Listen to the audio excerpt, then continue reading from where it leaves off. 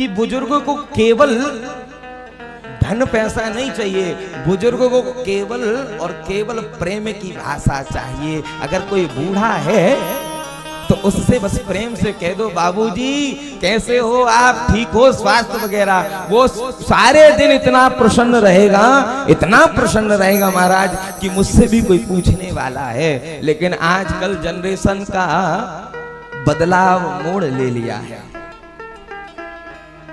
और वो बदलाव ऐसे मोड़ लिया कि पिताजी आते हैं सीधे कमरे जाते हैं और बस अपने फोन पर लग जाते हैं। माँ ने ली थाली तो ले जाकर पति को कमरे में दे दी। अब बेटा भैया अपने कमरे में, पिताजी अपने कमरे में, माँ अपने कमरे में, ये सब अपने अपने में लग गए। तो व्यक्ति आजकल मार्ग भटक गया है, आजकल मार्ग भटक गया है। लेकिन पहले माता पिता बुजुर्ग बैठाते थे साथ में और कहते थे कि एक बात ध्यान रखो। हमारे दादाजी भी जब थे तो दादाजी बस एक ही बात कहते थे, सबको तजो और राम को भजो, केवल वही परमात्मा साक्षी है और कोई जगत का साथ नहीं देगा, केवल एक परमात्मा। लेकिन महाराज एक बात हम विचार कर रहा था और मैं आज सोच रहा था कि ये बात बोलूं कि ना बोलूं। तभी फोन उठाया मैंने और तभी महाराज जी हमारे गुरुजी का एक वीडियो आ गया, एक वीडियो ऊपर ही आया। मैंने उस वीडियो में महाराज जी को बोलते हुए सुना कि व्यक्ति जो है टोटके पे टोटके बताते चला जा रहा है और भीड़, अगर आप टोटके बताओगे तो लाखों की भीड़ इकट्ठी हो जाएगी। लेकिन पूज्य गुरुदेव भगवान कहते हैं इन टोटकों से कुछ नहीं, क्यों का पूरा संसार ही दुखी है। आप कोई ऐसा कंट्री का, कोई ऐसे जिला का, कोई ऐसे देश का मुझे व्यक्ति बता दो कि जो सुखी हो। हर व्यक्ति को किसी ना किसी चीज की कष्ट है। का ये करके चढ़ा दो, काला धागा बांध लो, ये कर लो, धतूरा फाड़ के चढ़ा दो, महादेव प्रसन्न हो जाएगा तुम्हारी। अरे भैया सबको तजो राम को भजो, केवल एक को भजने लगोगे, राम को भज लिया, अगर कृष्ण को भज लिया, महादेव को भज लिया, फिर तुम्हें दोबारा कहीं जाने की आवश्यकता है ही नहीं। तुम्हारा प्रारब्ध ये बदलेंगे, ना कि टोटके, ना कि टोटके। हाँ, जो कहना है मैं कह देता हूं महाराज। देखो अगर टोटके, अगर भाग्य बदलने लगे तो ये सारी सभा समाप्त हो जाएगी, ये कथाएं सब विलुप्त हो जाएंगी।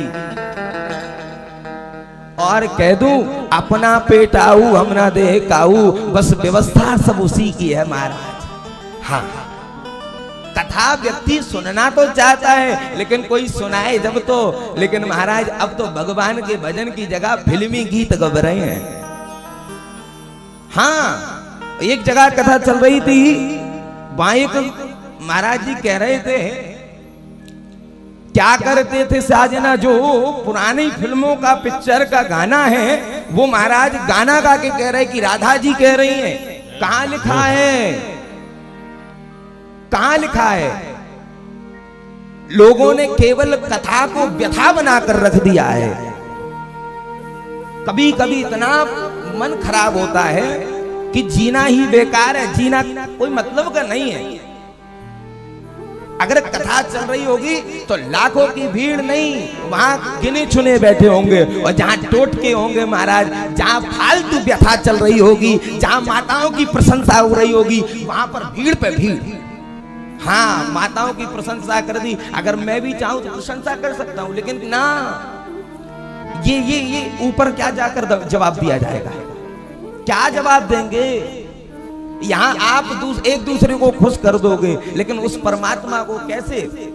अरे खुश करना है तो इस परमात्मा, इस जगदीश्वर को खुश कर लो, वो सारी जगत अपने आप खुशी में हो जाएगा, सारा जगत खुश हो जाएगा। इसलिए संस्कार दुदाहीन का संस्कारहीन हो जाएगा व्यक्ति। व्यक्ति की प्रशंसा, हमारे ब्रजमंडल में पाराशर जी ने, डॉक्टर श्याम सुंदर पाराशर जी ने कथा कराई।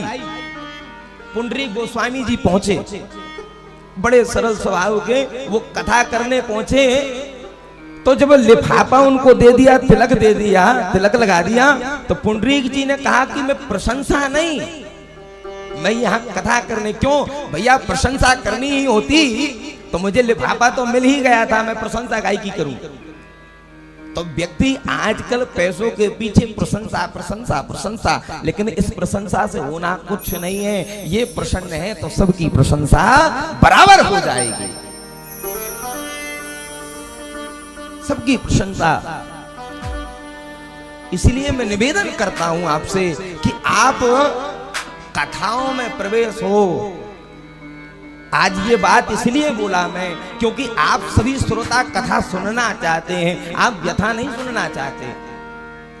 लेकिन लोगों ने व्यथा कथा को व्यथा में बदल दिया। और फिर अच्छा एक बात और, कथा करते करते वो इतनी ज्यादा व्यथा कर देंगे, बाद में कह देंगे कथा तो आप सब जानते हो। भैया जब कथा हम सब जानते हैं तो तुम्हें किस लिए बैठाए, हाँ या ना। वो फिर एक ही पॉइंट बोलते हैं कि कथा तो महाराज आप सब जानते हो, फिर आपको बुलाया किस लिए था, व्यथा के लिए।